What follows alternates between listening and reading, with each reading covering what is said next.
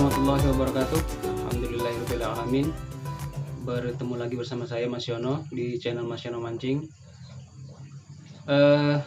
Puji syukur kita kehadirat Allah Tuhan Yang Maha Kuasa, karena pada pagi hari ini, pada kesempatan ini kita masih diberikan kesehatan dan umur panjang. Semoga apa yang telah Allah berikan kepada kita syukuri dan kita maksimalkan dengan sedemikian rupa. Terlebih dahulu saya ingin mengucapkan selamat menunaikan ibadah puasa. Semoga ibadah puasa kita diterima bagi yang menjalankannya. Mudah-mudahan dengan puasa yang kita lakukan, kita semakin kuat dan semakin taat. Baik teman-teman, seperti yang kita ketahui bahwa peralatan memancing, peralatan mencari ikan itu sangat banyak. Ada kail atau pancing, di antaranya peralatannya adalah joran, mata kail, kemudian reel, dan senar. Nah, ada juga yang mencari ikan dengan jaring, ada juga yang mencari ikan dengan pukat, ada juga yang mencari ikan dengan bubu. Kemudian ada juga yang mencari ikan dengan menggunakan jala yang saya punya ini. Peralatan tersebut tentunya harus kita jaga agar peralatan yang kita miliki tahan lama sampai berbulan-bulan atau sampai bertahun-tahun. Seperti alat pancing umpamanya. Alat pancing seperti senar, joran, reel itu perlu kita jaga agar dia tetap tahan lama dan kita nyaman memakainya. Nah, masing-masing peralatan memancing, masing-masing peralatan mencari ikan ini berbeda-beda cara perawatannya. Kalau joran, setelah kita pakai tentunya kita cuci dengan air. Kalau reelnya barangkali kita bongkar reelnya, kemudian kita kasih oil atau lain sebagainya. Begitu juga dengan yang senar, ya, senar boleh kita bentangkan kemudian kita cuci. Begitu juga mata kail, bisa kita kasih minyak dikit-dikit mungkin. Itu kalau pancing kail, ya. Tentu berbeda perawatannya dengan peralatan memancing atau peralatan mencari ikan yang lain seperti bubu, ya, seperti jaring, seperti rawai, seperti pukat dan lain sebagainya, memiliki cara perawatan yang berbeda agar alat pancing yang kita punya tetap tahan bertahun-tahun. Oke sahabat, teman-teman, saya sudah memiliki jala yang saya punya ini, itu kira-kira sudah 4 tahunan sebelum saya memiliki channel Mas Yono Mancing. Sebelumnya saya sudah punya jala sepanjang 8 kaki. Kemudian yang kedua saya punya jala sepanjang 12 kaki. Kemudian yang terakhir ini saya punya jala sepanjang 9 kaki. Harganya yang kemarin yang 8 kaki itu 600-an, ini 700-an. Kalau yang 12 kaki itu hadiah daripada abang saya yang di Batam, karena beliau juga hobi di laut, hobi mencari ikan. Sepanjang saya punya jala, perawatannya memang tidak sulit agar dia tidak mudah rapuh atau benang-benangnya tidak mudah rapuh. Nih.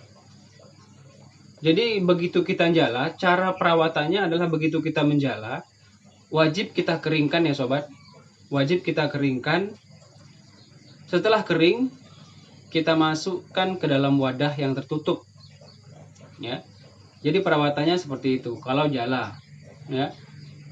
Jala yang saya punya ini robek-robek bukan karena dia rapuh, tapi karena ada yang dirobek oleh ikan.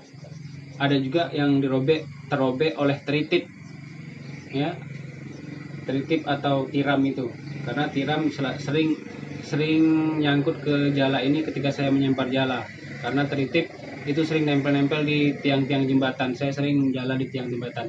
Kemudian nyangkut-nyangkut di dasar pantai dengan kayu-kayu yang ada. Jadi kalau memang tak terkena apa-apa, dia tidak mudah retis, tidak mudah rapuh benangnya. Jadi saran saya, cara merawat jala ini tidak sulit, sangat mudah ya, sangat mudah. Jadi cukup hanya begitu dipakai, langsung saja kalau ada yang kotor-kotor, ada bekas-bekas lumpur, itu boleh dibersihkan. Boleh pakai air tawar, boleh juga langsung air asin. Kalau kita jala di air asin, kalau kita jala di air tawar, boleh juga langsung di air tawar. Setelah kita pulang, kita jemur. Setelah dijemur, ya kering tentunya kan. Setelah kering, kita masukkan ke dalam wadah yang tertutup. Nah, kenapa kita masukkan ke dalam wadah yang tertutup? Karena kalau dimasukkan ke dalam wadah, kemudian tak kita tutup, maka kemungkinan binatang atau sesuatu yang lain akan masuk dan bisa merusak benang-benang jala ini. Ya, jadi kalau saya sering menjala itu di laut atau di sungai air asin ya teman, karena di daerah kami tidak ada sungai yang air tawar, jadi semuanya air asin. Jadi kami ini dikelilingi oleh laut, dan saya menjala tentunya di laut atau di sungai air asin. Dan sekali lagi, perawatannya sangat mudah. Saya kira tidak perlu dicuci dengan sabun ya. Tidak perlu dicuci dengan sabun, cukup saja kita celupkan di air setelah kita selesai menjala. Kalau kotor celupkan saja, agak terbata-bata. Jadi selesai menjala, cukup saja kalian cuci di air yang tempat kalian jala, kemudian kalian bawa pulang, kemudian kalian jemur. Setelah kering, masukkan ke dalam wadah yang tertutup. Insya Allah ini tahan lama, karena saya sudah bertahun-tahun pakai. Kalau yang pertama itu bukan rusak. Kalau yang pertama yang saya beli itu, saya udah 3 jala ini. Kalau yang pertama itu saya kasih temen, ya, saya kasih free saja. Saya kasih. Yang kedua dibeli atau saya jual. Yang ketiga yang ini sudah sekitar 4 tahunan, udah lama sekali ya. Kalau yang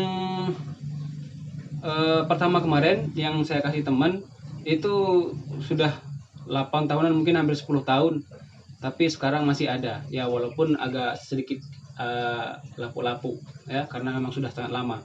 Jadi kalau sekedar 4 tahunan dia masih sangat kokoh ya.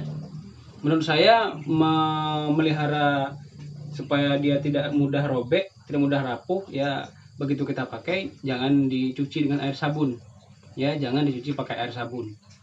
Lebih baik kalian celupkan saja ke air dan langsung kalian jemur dan masukkan ke dalam wadah. Begitu ya teman. Benang ini kalau terkena air sabun, deterjen, dia lama-kelamaan akan rapuh. Jadi kalian tidak perlu membasuhnya dengan deterjen. Jadi tidak perlu. Ya, cukup saja dikeringkan. Setelah kering, kita masukkan ke dalam wadah yang tertutup. Kiranya begitu ya guys, obrolan kita pada pagi hari ini. Mudah-mudahan ada manfaatnya ya guys. Jadi seperti itu, jangan dicuci pakai deterjen ya, jangan dicuci pakai deterjen. Cukup air biasa, setelah itu dijemur. Kering, masukkan ke dalam wadah yang tertutup. Baik, demikian ya guys, mudah-mudahan ada manfaatnya. Saya mohon maaf atas segala kekurangan, mohon maaf juga atas segala gagap-gagap saya tadi. Itu memang kekurangan saya. Dan saya akhiri, Assalamualaikum warahmatullahi wabarakatuh. Tetap semangat.